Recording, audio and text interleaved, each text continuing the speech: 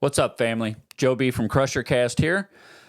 This episode, I'm proud to have sat down with my good friend, St. Louis icon, snack cake connoisseur, Shane Presley. If you don't know Shane, you should, and hopefully by the end of this episode, you'll be in love with him like everybody else is. So, without further ado, Shane Presley.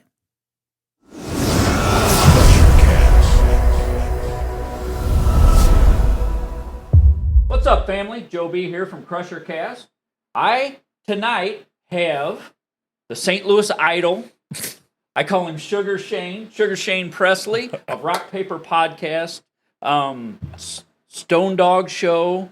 Yeah, I guess so. Yeah? I'm a reoccurring co-host. A reoccurring co-host? Yeah. Well, thank you for coming out tonight, yeah, dude. Man. Thank you.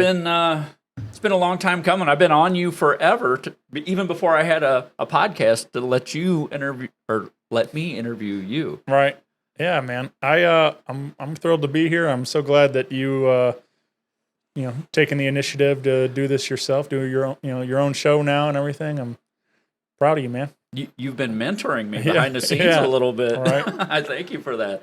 So what are you on? Rock Paper Podcast, I think I looked yesterday and you're at episode 830. Yeah, that as of we're recording this, yeah. That's crazy. Yeah, man. Plus, knowing you probably got two in the bucket, two in the can waiting. I'm probably at 5 or 6 right now. I'm a little behind on. That's why you're a pro. I luckily according as of right now, nobody has any shows to promote or anything, so nobody's in any hurry to get these episodes out, or these appearances and stuff. So I've been trying to catch up, but I've been going through remodeling my house and everything else. So right. Some things got put on hold for a minute, but right. So how much when the Corona thing? I noticed you kind of made a bit of a shift over to Zoom. Yeah. Doing your podcast on Zoom. How's that working out? Yeah, I mean, I've been back out recording in person again now, like for those that feel comfortable with it, and of course we still can space out and have a conversation, and but I did Zoom for quite a while, during the heat of it all, and it was fun. Like, it was a challenge trying to learn how to do that, and I know we did one over Zoom during that time, and and once I figured out how to make the quality pretty close to what I was doing, like, I was comfortable with that. But so it took a little bit to work out, but it was fun. And I'm glad that it's an option now that I know I can do and I can pull off, because I've already since learning to do all this, I've linked up with a couple that plays in New Orleans, my buddy Andy from Denver area, and also sat down with David Ruprecht from Supermarket Sweep. So it was like stuff like that, wouldn't happen because they're not here in St. Louis, but it's nice that I can pull it off over the internet. So, and more people feel secure. I mean, you can go farther up the ladder because they're not coming to some creepy warehouse in Bridgeton. You know. So I've been thinking about. I haven't really applied it yet, but I've been thinking after I was able to get David Ruprecht to do the show. I was thinking, man, this would be kind of fun to catch up with all sorts of people from my childhood and things, and so I might be start throwing out a bunch more emails and see what happens. That's cool. That's cool. Man. So who would be your holy grail of a guest if you could get anybody? Who would it be? I don't know. Like, I get asked that a lot, obviously, but there's all sorts of people.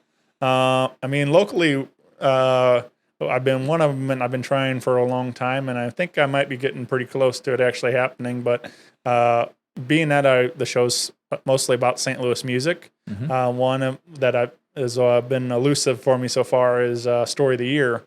And we kind of started pursuing them years ago when my buddy Chris was hosting the show with me, because he's a huge fan. So we were like, it'd be fun to sit and talk to some of those guys. And so anyway, I've been working on them, occasionally put a reminder out there, and I think we finally might be getting close to making that happen. So hopefully I didn't just jinx it, but they're definitely one. And then there's a guy I'm a huge fan of. I don't know that I think it would be just fun to sit and pick his brain for an hour and talk about his songs. But I mentioned Will Hogue a lot, and and I just would love to have a conversation with him for a while and stuff. So I think we'll talk afterwards. I think I know somebody who knows him real well. Oh yeah, we have a lot of mutual friends and stuff. I mean, I think it's an achievable goal, I'm sure, but like it's just a matter of coordinating it and making it actually happen. It all happen. Yeah. So you know my podcast. You know what it's about. Oh yeah. Ordinary people, inspired lives. And I'm starting with the people who inspire me. You know that part too. And you're one of those people. So I'm going to embarrass you a little bit here, and I'm going to tell you why. All right. Okay? And you can just sit and take it, okay? And then we'll get into you a minute or so later. Yeah. Once again, you're just somebody that I started seeing around. St. Louis music scene, I'd see you out in the crowd. You're a little bit taller than everybody else, and I'd see you doing your signature getting down, you know? And I'm like, that dude's pretty cool. And you're always every time I saw you, you're always smiling. Yeah. And then I started seeing your podcast pop up. And I can't remember if we asked you to be on your podcast or you asked us or whatever. But anyway, Divide the Empire came on your podcast and started getting to know you a little bit. And come to find out, you're one of the sweetest, most honest, genuine guys I've ever met in and around the St. Louis music scene. And that's rare. And why it's rare is I've never heard you say anything negative about anyone. Ever. Behind the scenes, just me and you stand out by a fireworks tent in the middle of the night eating donuts. Never. I can't say that. Your positivity, your wit, and your consistency, man. There was a time when shows were going on everywhere. There'd be 8, 9 good shows in St. Louis in one night. Yeah. And you'd hit 4 or 5 of them. I'd see pictures. I'd see you at a show we're at, and then I'd see you over at another show just supporting.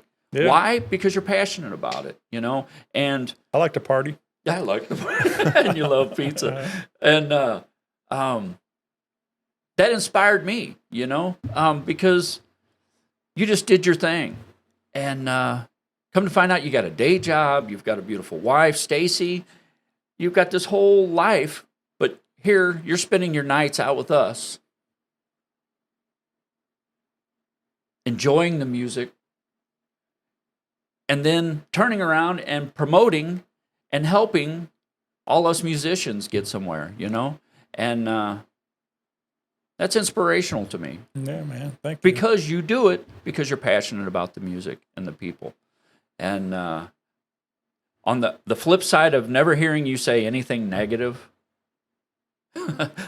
about anyone, I have never heard anyone say anything negative, anything other than that they absolutely love you in the St. Louis music scene and beyond, you know? And I just want to say thank you, and thank you for inspiring me, and it always does my heart good. I know there for a while you were busy and we didn't get to see you at many shows, but looking out and seeing you in the crowd and seeing you getting down, seeing your smile, it was always a highlight of my night anyways. Yeah, well, thank you, Joe. Appreciate that, man.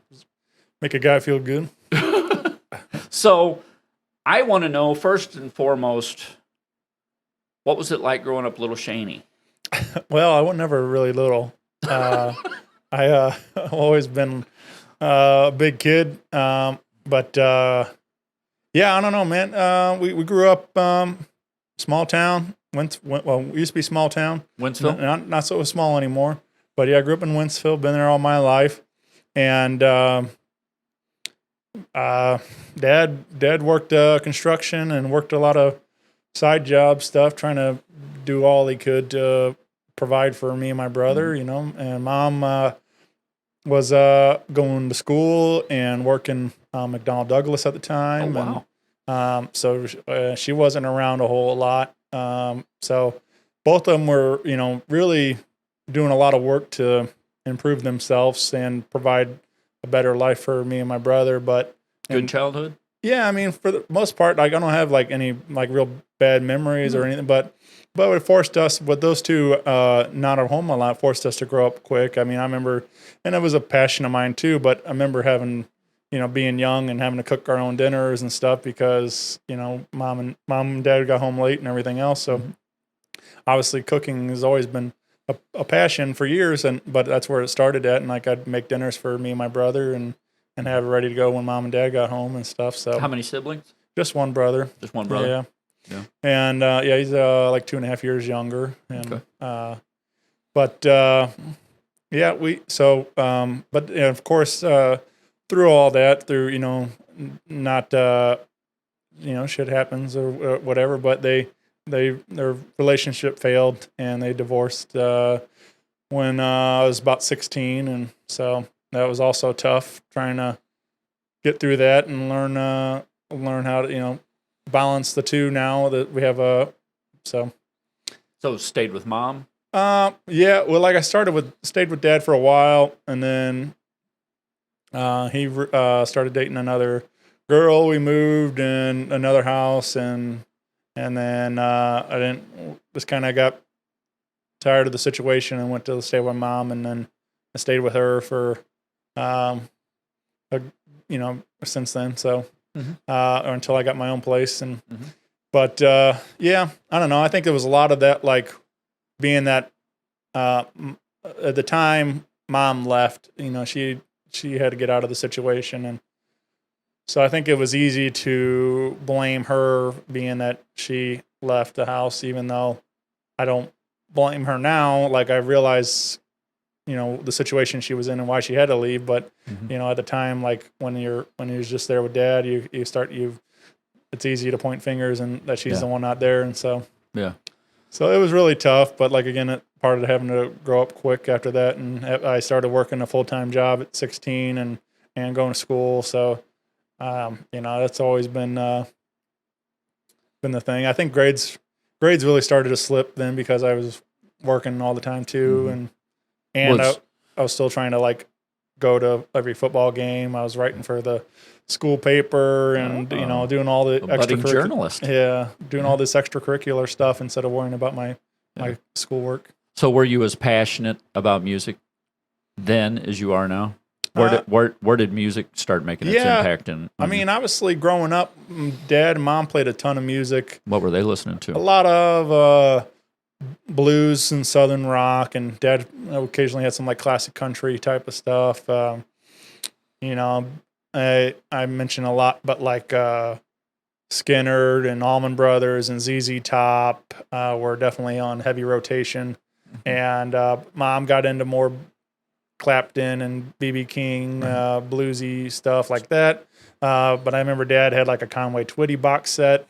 So well, who didn't? Yeah, so I remember singing a lot of those songs, which in turn, like now listening to them as an adult, I'm like, man, these are some dirty songs. Like I was like, it's just so weird that I was singing these songs as a kid, like tight fitting jeans and whatever, and slow hand, and I mean they're all filthy songs.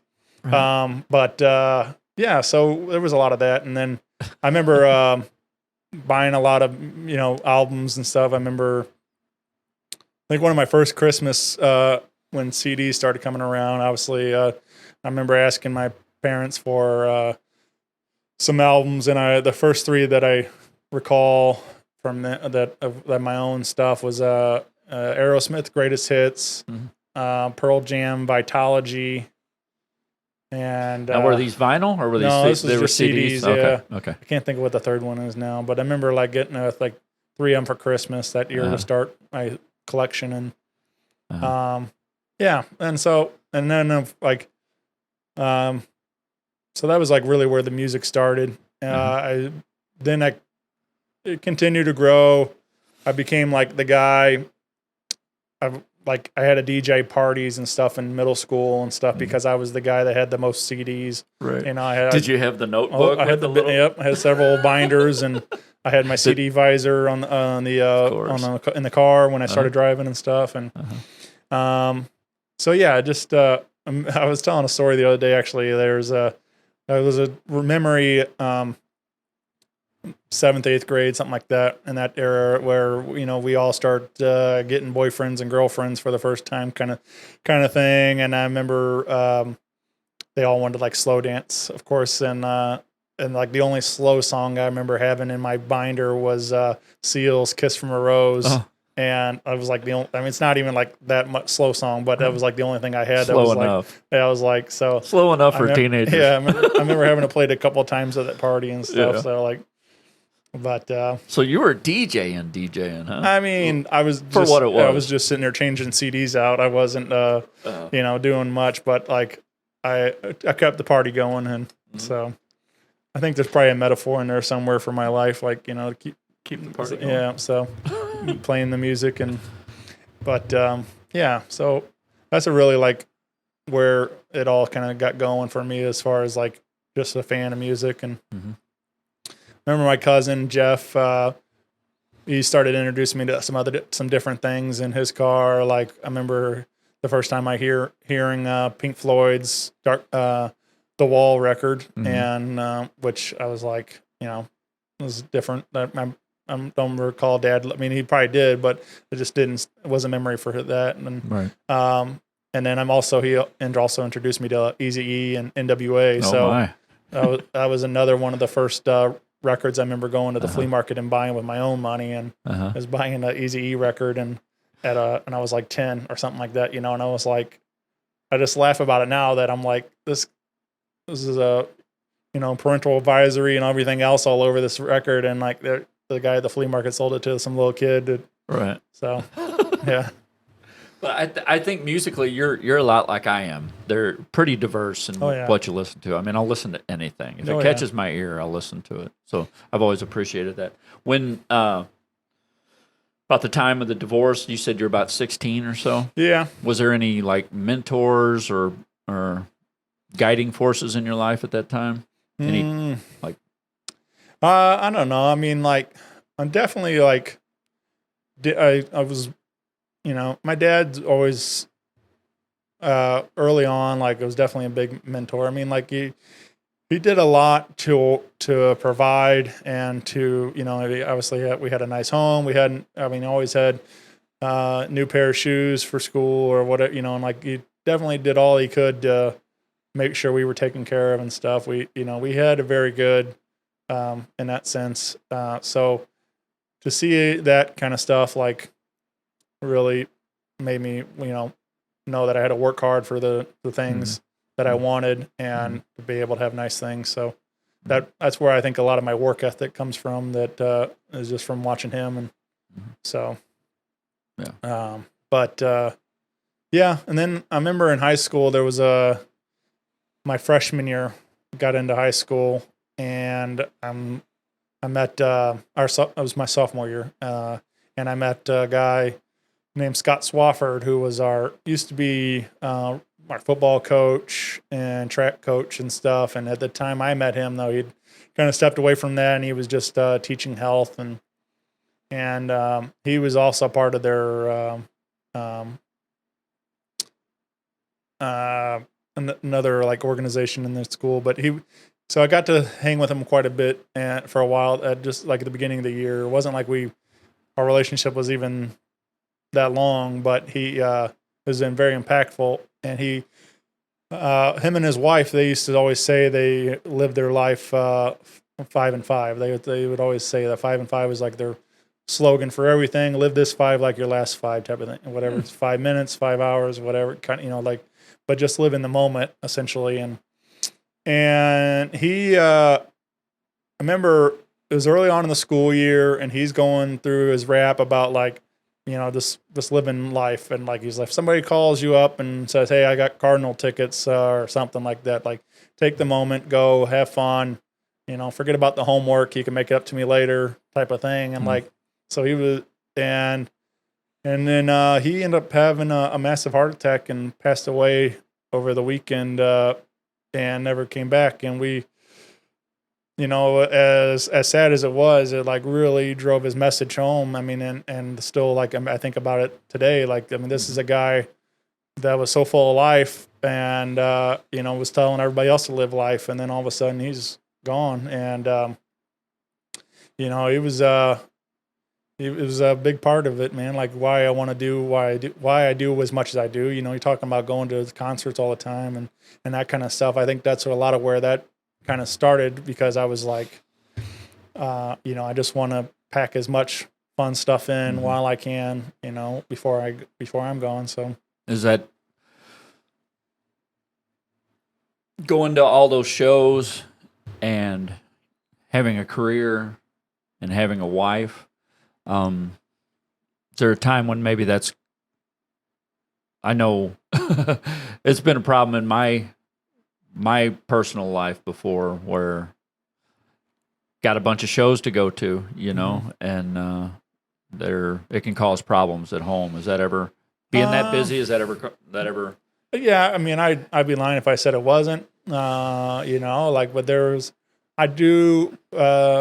Maybe there's times I do too much, but I do try to make sure to keep it balanced. It's very important to me. But there's times where I'm probably way too much, and I things, our relationship might suffer, or we have a talk, and I realize that I'm like, I need to make some changes and stuff. So I've been trying to dial it back some and make sure, I again always been trying to make sure we have our date night and stuff like that, where we go out and do fun stuff together. But it's just sometimes it's tricky when you're balancing.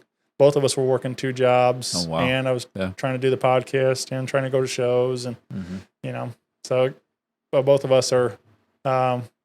You guys seem really happy. Yeah, we're both down to 1 job now, and so it's a lot different today than so. Yeah, I always had to. I like you. We'd end up having a conversation, and it'd be like, okay, yeah, I get it. I'm right. And I'd end up what I call compartmentalizing. I'd say, okay, this day is yours. Right. No, nobody else. I'll turn it off. It's all you. Yeah. And it seems to help. Yeah. And it's necessary for grounding, I guess. Right. Yeah. I mean, like it was like nothing ever got real bad, but yeah, just there. You get. And it's just tricky too, because we also work different hours. So it wasn't like, but yeah, it's very important to me to make it work and stuff. I mean, I watched my parents' relationship fail, and I was like, that's one of my biggest goals, is not to let that happen to mine. So, but you guys seem really happy. Yeah, things are good, man. We have a lot of fun together, and looks like it. We don't always have the same interests in things. Obviously, like she's not as into the music as I am. She likes some, she likes the shows, but all her shows are expensive ones that are $100 tickets. Garth Brooks and Shania Twain and all this stuff. So she's a country fan. Yeah. And she likes a lot of different stuff, but yeah, those are the ones. Like, I mean, we're taking to her recently and stuff, and we had tickets for Alanis Morissette this year, and that one got canceled. But just like everything. But did it get canceled or rescheduled? Rescheduled till next summer. But next summer. Yeah. So, but that was another one we were looking forward to going together, and Brooks and Dunn and things like that. So we do find shows that we agree on, but she doesn't like. Again, she's not as into it as I am. She's good for a couple a year compared to me a couple a night sometimes. So she keep you grounded. Yeah, with definitely. Seeing how you're a St. Louis icon. Yeah, she keeps you grounded. Right. Yeah, that's man. cool. I know. Is your dad still around? Yeah. Unfortunately, we don't have the best of relationship. I don't know. I'm not sure exactly where and when or what happened, but we don't talk a whole lot anymore, and it's a shame. I wish it was different, and I don't know. I don't really know what to do about it, how to make it right, but so there's always time. Yeah, hopefully. But yeah, it's difficult. Families are hard. Yeah. So. And you lost your mom not too long ago, right? Yeah, that was real hard, man. Like, was that your dark time? Yeah, for sure. And I think you kind of asked me about that, and that's kind of, I feel like I'm either in it or just getting out. So mom was my person. That was like, she was, after she retired, like we hung out all the time. We would go, which again, like we didn't have. It wasn't like we got to have those experiences a lot whenever I was younger because she was working all the time and I was working all the time and things. But we really, once she had a lot of more free time, we connected on going to live music a lot more. And she loved meeting all my friends and supporting all their music now and going to any of my shows that I put on and stuff. She would always be there in her shirt and telling everybody that, she's my mama and all that, she was like, she was definitely just loving every minute of that. And and then we had a lot of fun and then June of 2019 she well, I guess it probably started in May, but June is when things really got diagnosed and she had stage 4 brain cancer. Oh my. And my dad had. she had started with a brain tumor, and the tumor was diagnosed as cancerous, and that's and it was pretty quick after that, man. She did a brain surgery in June 17th, and I remember my birthday's 19th, and I was like, we were all kind of wondering, like, is she gonna be all right? Are she gonna be able to recover from that, or is this it, or what? And I was like, if she tells me happy birthday, like, then I'll know everything's gonna be all right, kind of thing. And I was back at work on the 19th, and I remember kind of getting bummed out that I didn't get a call that day. I went down to talk to her and stuff, but I didn't. She was kind of out of it still, and I hang out down there for a while. But remember the 20th, I go back to work, and then I get a call that morning, and her nurses said that she wanted to talk to me, and that she wanted to say happy birthday, and I was like, just broke down and started crying, and I was like, so it was really tough, man. Like just to watch that all kind of happen the way it did. Mm-hmm. So how long was it from the diagnosis to when? She passed on December 3rd. So, we didn't, 5 months. So it was quick. And, it was really tough to watch, like, because, when they did the surgery, we thought maybe we had a chance to, like, that things were going to get better, but it bounced right back. And, so it was a struggle for a long time trying to deal with the chemo and the radiation and stuff. We gave it all a try, and just nothing was doing it. And so just watched her shrivel up and stuff, and it was so sad. But my dad, he was at work, and he was drinking a soda, and he said it was weird because he noticed the more soda he drank, the heavier the can got, and he thought that was odd, and he went to stand up, and his whole right side went paralyzed, and they thought he had a stroke, and so they were treating him as a stroke patient. Well, come to find out, it was brain cancer, causing the strokes, But he made it about a year and a half, and it was life-changing, absolutely life-changing watching him. Like you said it very well, shrivel away. Yeah. Cancer is an ugly, ugly thing. Yeah. No death is pretty, but I don't know. So I've heard some people say, I wish that they would just go. It's easier if they just go like this. But then is it? You know what I mean? Right. Or the long drawn out. We just got to take it. Well, especially something like brain cancer, they're different, but it was sort of relatable to an Alzheimer's or anything else that I've any brain injury like that, where she's there, but you can't really have a conversation with her, or and none of it was making sense what she's saying and that kind of stuff like that. So there was some days like right after the surgery and different, along that time, but there was for the most part those last 5 months of her life, like we didn't really get to have a conversation at all or anything. So towards the end on Dad it was that way, but for the most part it affected him a little bit different. There was an anger that came out all of a sudden, and we don't know if it was because of the lesions in the brain or if it was just he was mad. You know what I mean? But we got a little bit of that too. He got so vicious, and but he was so weak. It wasn't like he could really do anything, but he had a vicious tongue, and but that that's one of the darker times of my life. All the stuff I've been through. It's so for sure. I was like, and then I'm of course like through that time, and then immediately after, like a lot of I was in a very depressed kind of. I mean, I did my best to stay normal. I went to I still try to go to a lot of shows, and of course, like it's never easy because then when you do go to a show, everybody's like, hey, brings it up, and it's just like, man, I just want to kind of escape from it for an hour.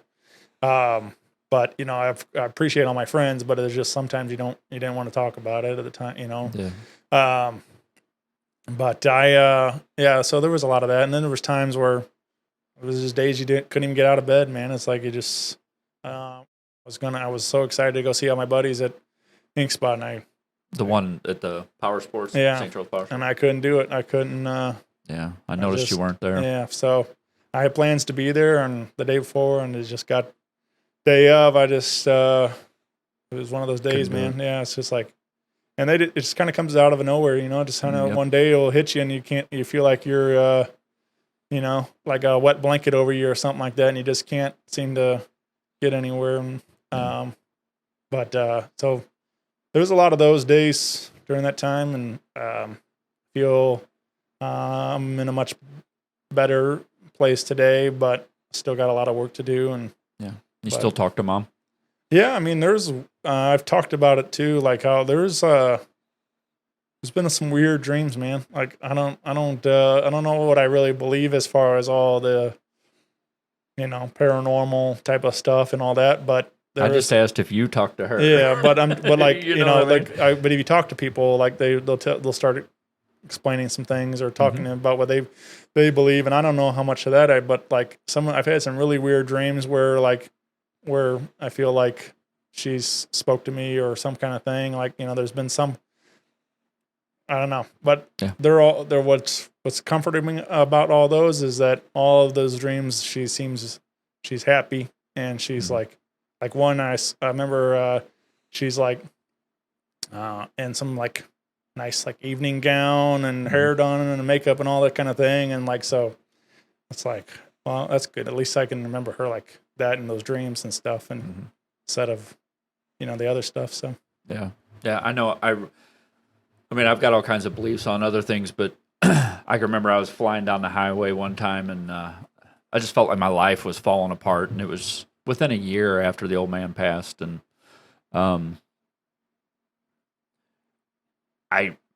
radio was off in the car, and I was just flying down the highway, and I just all up in my head, and I said, well, I hope you're proud of me, old man. I hope you're proud of me. And it wasn't like I heard his voice or anything like that, or looked over like it is in a movie, and he's sitting next to me giving me some sage advice, but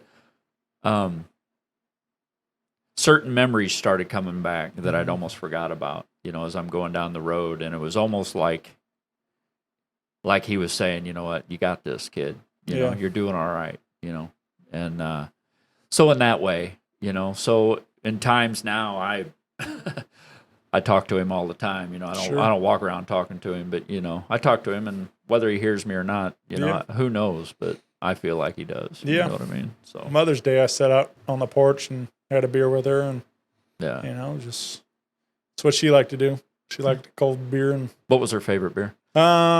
She was usually like just Bud Light or Select or something, But she St. Louis girl. Yeah. So, but yeah. So that was how I'm not real big on it, but I figured that would be my way I can connect with her and have a beer with her. Right on. So what favorite? I got to ask you the cliche. You probably get these questions all the time. It's because you are who you are. Your funniest, weirdest podcast moment? Well, all right, definitely the weirdest. And it was fun, and funny. But so we made plans, me and some guys from around town. They were putting on a show, and they wanted to promote the show. And we made plans to meet, and they were going to take mushrooms and then do the podcast. And I was like, yeah, whatever. If you guys want to do that, I don't care. I'll press record. And the day of the recording, it snowed like crazy. And I remember getting out of work and trying to make it downtown, and I was like, this is not happening. Like, and I was like, people are wrecking all over already out here. And I'm like, I was like, I'm not going to make it, guys. And they were all like, the deed's already been done. and I'm like, well, if you guys can record it, I'll air it. If you could figure some way to do that. And they were like, so they were like, well, we got a limited time to work with here, so we'll figure it out. And they were able to record it. And I was under the assumption, just kind of like, you guys record it and I'll put it up without me being involved. But they decided to plug in a phone and call me on speakerphone. So I'm on the couch at the house and I'm conducting the show through speakerphone while they're all in the same room. Five guys that they were all able to make it. Yeah. And of course they all start seeing some things and and having a good time and laughing and stuff. So what episode number is that one? I don't remember what number. It's called Holiday Honky Tonk Hootin' Nanny. Okay. So they're all like a bunch of yeah. It was definitely entertaining. So, but yeah, it sounds really good for the fact that I'm not even there. Like I was kind of surprised at how it was going to turn out because on the phone it doesn't sound that great, but the recording wise it was really nice. So yeah, it was fun, man. But that was definitely one of the most strangest ones I've ever been a part of. So. You ever been awestruck by a celebrity? I mean, there's definitely times where I have to pinch myself that I'm like, this is crazy that this is real life, you know? I mean, obviously, it started early on in the show with, I think episode 5 with Steve Ewing, and I've become buddies with him, obviously, through music and being a big fan of his hot dog shop. So we became friends, and so it's not like it's crazy to think about now, but at the time, like, I mean, Steve's a big deal, man. He's a St. Louis celebrity for sure. And like, I was a big fan, or I am a big fan, but just a opportunity to sit and talk with him was really great. And then one of like the most like rock star ones I can think of that was like pretty wild was I ran into Devin Allman one night downtown at Oyster Bar. He came in and had dinner with the band, and then he goes, hey, you want to come over to my house tomorrow and do a podcast on my tour bus? And I'm like, yep. That sounds pretty cool. And so I sat there with Devin Allman and Dwayne Betts, both of whose fathers were in the Allman Brothers band. So I'm like, 1 degree of separation away from rock and roll royalty and stuff here, man. Like, so it was a real surreal moment to like be sitting in there and doing that. And so it was fun. Like, this kind of get myself into weird moments like that where I'm like, how did I get here? How is this possible? So, but it's fun, man. It's part of the journey. It's fun to see where this thing takes me. Right. So I'll put you on the spot now. Now, any bad ones? Any ones where? Well, yeah. I mean, it happens. I mean, there's definitely some that never aired that press the delete button when you're done. And one of those, I mean, funny enough, though, one of them is with Devin Allman. We were trying to do one of his first appearances. We talked about doing it after the show at Gramophone, and I'm like, that sounds like a terrible idea. Like, just last thing you want to do after playing a show is sit down and talk to some guy on an interview. Yeah. And so I was like, but if that's what you want, I'll be there. We'll do it. And we tried it, and it was one of my earliest ones, like by myself. So early on, I did the show with Chris, and so he kind of took the lead on a lot of stuff. And so I was already nervous the fact that I'm by myself and I'm with Devin Allman, and there was an audience of like other people just hanging out from the other bands and stuff. So it just wasn't a good atmosphere at all to try to do an interview. Yeah. And after we got done, we were both like, yeah, we should probably redo this one. And we ended up making it happen a little bit later and it worked out much better. So, that's the case. Usually if any of them have ever gone bad and we tried it again, it always worked out much better the second time anyway and stuff. But I always chalk it up to like, it's not necessarily, us. It's just something we're humans, man. Everybody has off days. Some days I'm not on my game, some days they're not, and vice versa, whatever. So it's like, but there's usually a reason why it works out better the second time. And yeah. So what, for those that don't know, those outside of St. Louis, you got to be outside of St. Louis if you don't know, but what's Rock Paper Podcast? How did it start, and where's it at now? Well, started just as a goofy idea, man. Like did you start with music as a topic? Yeah, I mean, the episode, so when we had the idea, it was always like, well, I have these friends in music, like we can start talking to them. And it was two of you. Yeah, it was me and Chris had more of a radio background. I had actually studied in school for doing a little bit of radio stuff. So, so initially the idea was like, I was listening to a lot of podcasting. I remember I was first introduced to podcasts through Jay Larson, who was a comic, and we come through the Funny Bone, and he's like, hey, check out my podcast, The Crab Feast. And at the time I was working evenings, and I listened to a lot on my headphones and stuff, and always looking for something new to listen to. And when I discovered his show, I was like, well, I already like Jay. And so I started listening to the show, and it was a new episode every Tuesday. So I got into a routine of always looking forward to the new episode. And I got hooked, man. And I was like, these guys always just sound like they're having so much fun. Mm-hmm. And I was like, I want to do that. And one day Chris was like, anybody want to do a podcast? And I'm like, yeah, that sounds cool. Let's do it. And so I was like, I got these friends in music. We can start talking to them. And the first couple episodes, first one was just us, like catching up a little bit. And after that, we had a couple friends. And then I think like 5 of us, that was like Steve Ewing. So that's when we really kind of started solidifying ourselves and what we were doing, and kind of helped put us on the map as making it legit and stuff. And, but yeah, so it's always been music and comedy. I mean, I tried to keep a pretty good mixture in there. And there's other interesting people I always say too. Like I'm always down to having a good conversation with anybody that has something to talk about. So what happened with Chris? Did he just move on? Or? Yeah, he wasn't as into the music as much as I was. He was he also had a second child during that time, the first year. So got busy being dad and, and things, and trying to work. And he kind of lost a little steam on it, and he wasn't like into the music as much as I was. So he wasn't able to go to these shows and meet these people beforehand. So a lot of times he was meeting them for the first time on the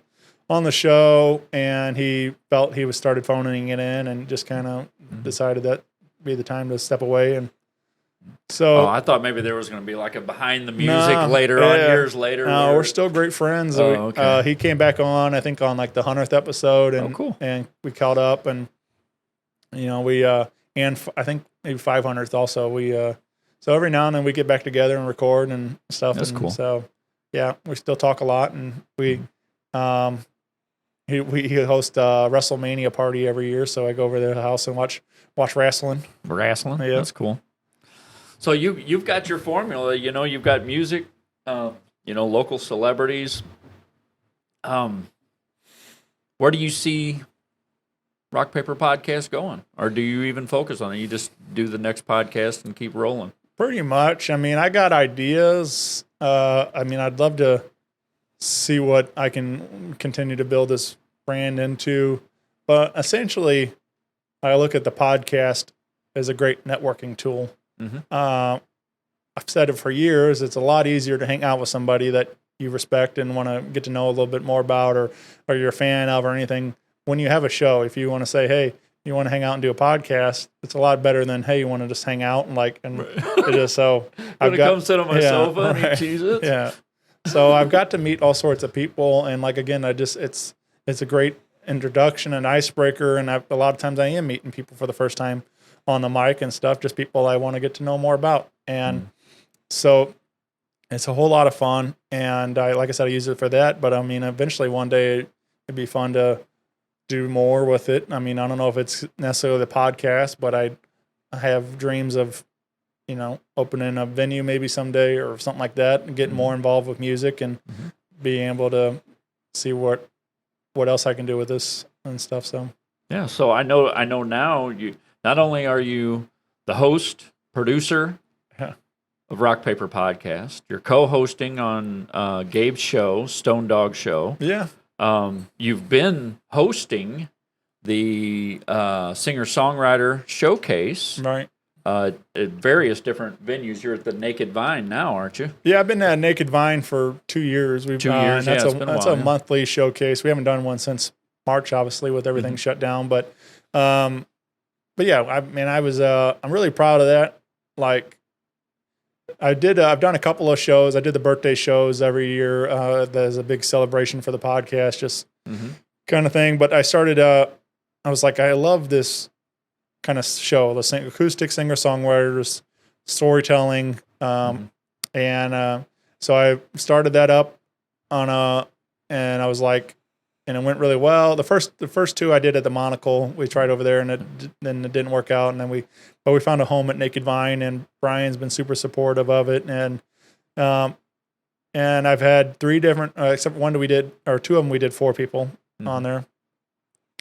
So, but for the most part, it's 3, and I haven't had a single repeat in two years. So it was like been like 90 artists or whatever across the stage, and so I pride myself on offering a lot of different variety and a lot of different stuff. So either by genres or whatever, just whatever you're into. So, and I like to, again, I use that as a networking tool. A lot of times I put 3 writers that don't even know each other on the same show, so they can meet and hopefully inspire them to want to collaborate and create some new music together and stuff. So you're just inspiring people everywhere. I'm trying, man. I'm trying. And also, I noticed that you are now a band manager.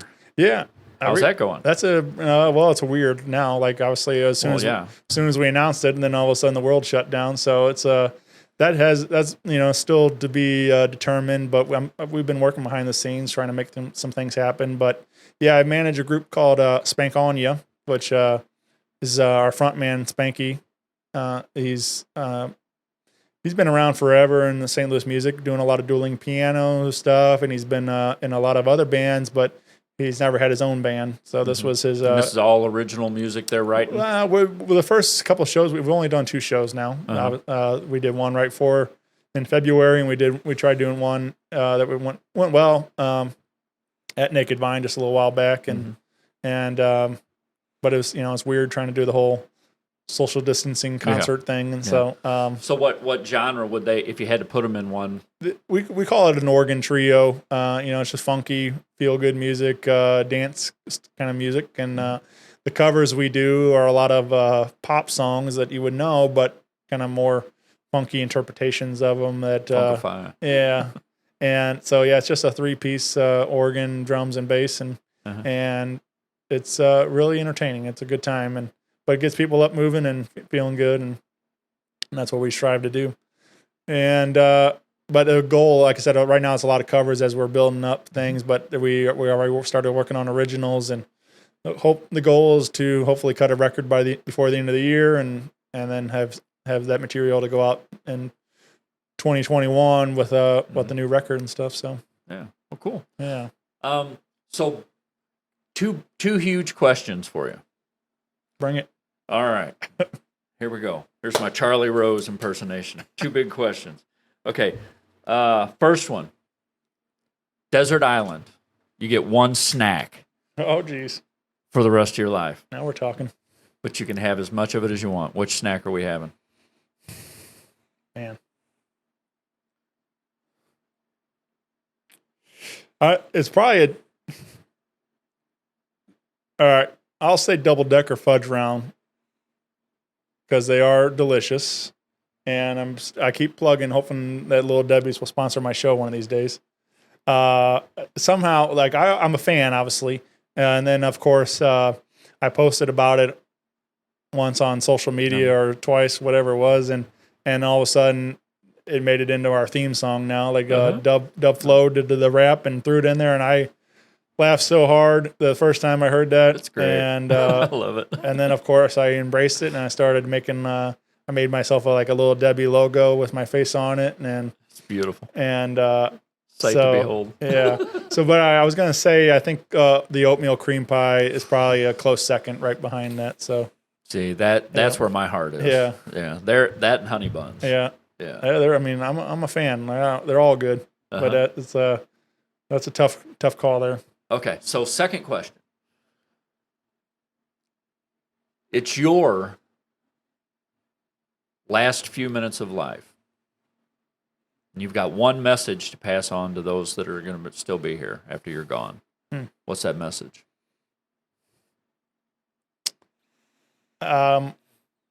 Probably support local music, man. That's yeah. It's like I believe in it, man. There's so much, and I'm sure every city probably feels the same way. There's probably some of that, but I really believe that what we have going on in here in St. Louis is, belongs all over your radio. Belongs, talked about a lot more than it is, and So what is it about live music for you? Is it that energy? Is it the cares fall away? Or I mean, there's a little bit of all that. Like, I feel like, I kind of talked about some of that earlier with some of the darker times, anytime I ever feel that way, like I feel like when I do go to a show, I can kind of forget about it all for an hour or two. And that's really became the thing where it's like, that's what makes me happy, going to live shows.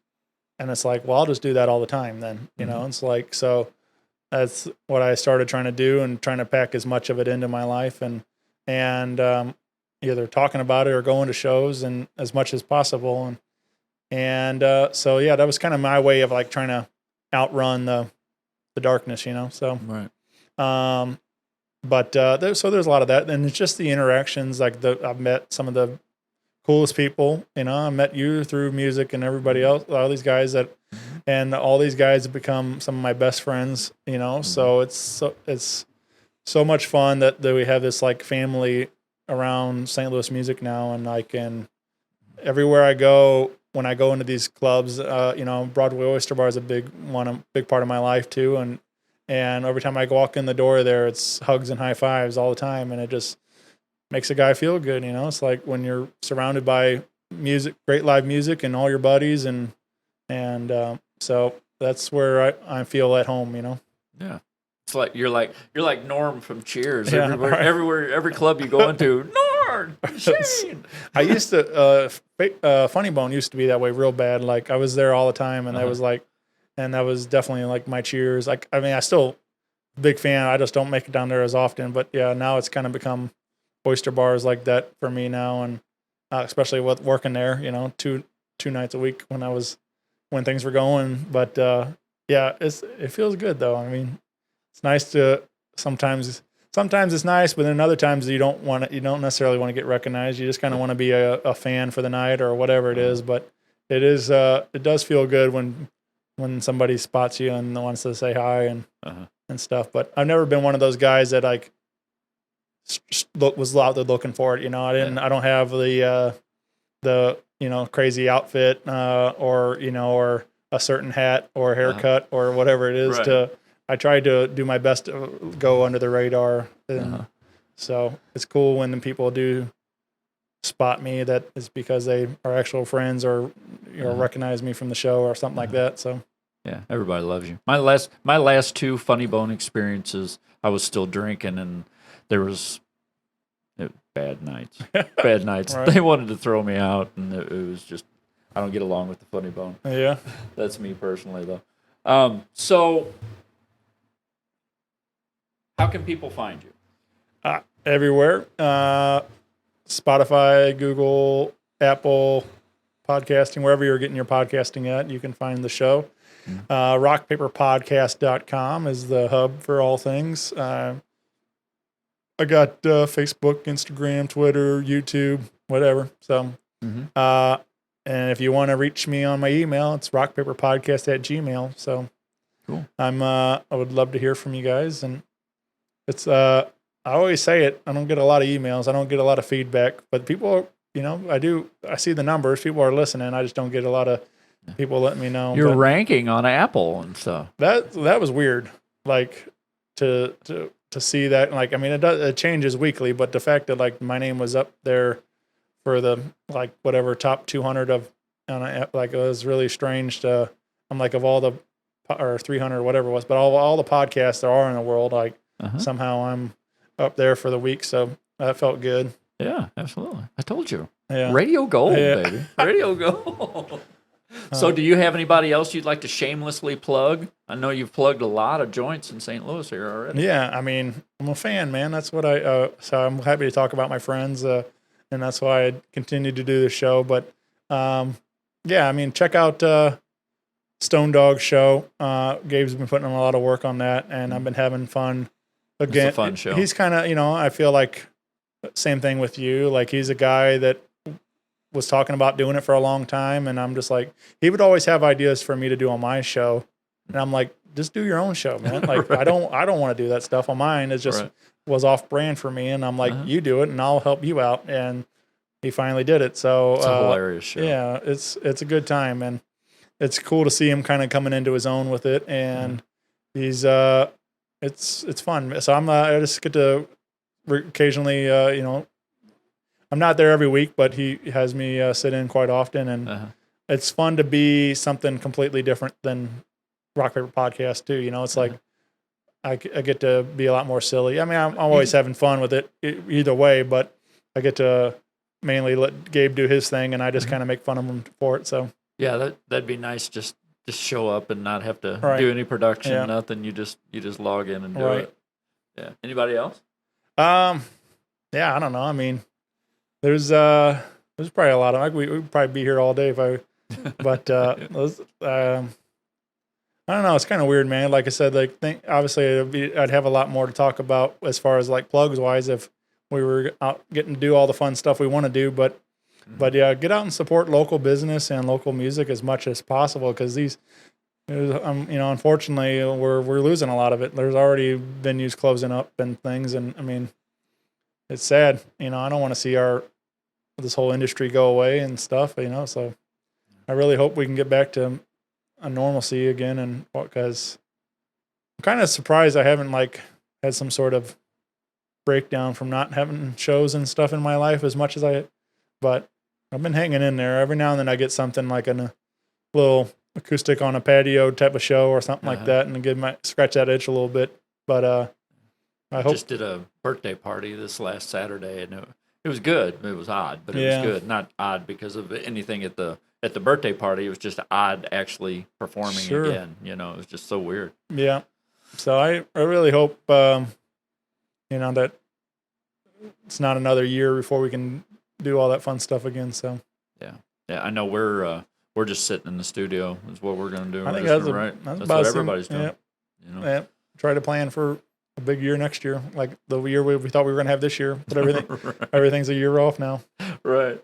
So I once again, man, I just appreciate you, and I hope you know how much the St. Louis music and St. Louis in general loves you and appreciates you, and you inspire so many, and you're an inspiration for me to even do this. This is like you said about gay. I mean, this has been a thought of mine for a couple of years now, but it's like and every time I talk to you about it, you're like, just do it. Just if you're going to do it, be consistent, you know, and you gave me some really good advice. So I really appreciate you. Yeah, man. Well, I'm glad you did it, and I'm real proud of you, and to see all the success you've already got for yourself. But I get it a lot. Like, I guess people see me out there doing it, and they're like, how do I do that? How do I, and that's exactly what I tell them. Grab a mic, grab a buddy or whatever you got to do and have fun. They're like, there's nothing to it. It's very low cost and everything, but it's incredibly fun, man. It's exciting to be a part of it, and you never know where it could take you. So that's what I always say too. Like that's one of my biggest things. People talk about me preparing and everything else, and whatever it is, and I'm just like, I like press and record and see what happens. Like I just never know where that conversation is going to take us, or who's going to listen, or what kind of feedback it's going to get, or whatever it is. It's exciting, the unknown about it all. So yeah, well, it's definitely a learning process. It has been for me. It's like every episode I've done, there's been some kind of hurdle that has come from it. And you told me, you said, just keep doing it, man. You'll make mistakes and you'll solve problems and keep going. We went for the longest time with just one mic. And I mean, it worked, but it's so much when I was able to finally break down and get some equipment and stuff. I mean, help take it to the next level and actually upgrade the production quality and of it all. And it's just made the world a difference. But we struggled for a long time trying to figure out what we were going to do, and even that in 6 years, I'm still plugging away trying to figure out the best way to do things. And hey, this idea kind of worked, and that one didn't. And right, but so. Yeah, I mean, and that's the thing with technology is constantly evolving too. So you're just trying to keep up the best you can. Like I said, adding Zoom to it now and all this stuff. Yeah. So, but it's fun, man. I encourage anybody that's listening, if you've been thinking about it, just go do it. So this is the time. Everybody's doing it. Everybody's breaking into it. I think I might have mentioned something to you about it before, but I remember seeing Kevin Smith live and he does a podcast and he talks about it a lot, how like he likes to record with his mom and friends. And I've been trying to get more into that. Like it's one of my, like a big thing. I kind of regret that mom did sit in on one, and I have a little bit of her voice recorded on there, but I always try to get her to do a just one-on-one conversation. And she was always kind of weird about it. Like, I don't, what am I going to talk about kind of thing. And, And so I kind of regret that I wasn't able to make that happen. I wasn't able to. I also talked about trying to do it with my grandparents, and that never happened either. And they're both gone.